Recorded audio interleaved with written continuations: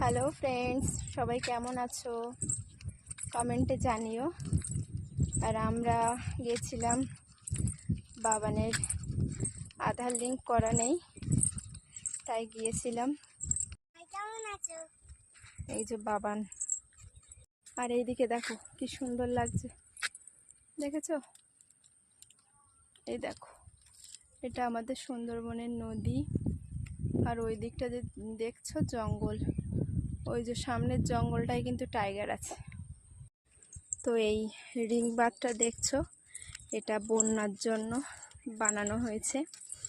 না হলে এই যে নদী থেকে যখন বন্যা হয় তখন এইদিকে জল চলে আসে, ওই জন্য রিং বাঁধটা করেছে। আর এখানে দেখো রাস্তার পাশ দিয়ে কি সুন্দর গাছ লাগিয়েছে। তো এই সুন্দর দৃশ্যটি যদি ভালো লেগে থাকে তো একটু কমেন্ট করো, আর পারলে প্লিজ একটু শেয়ার করে দিও।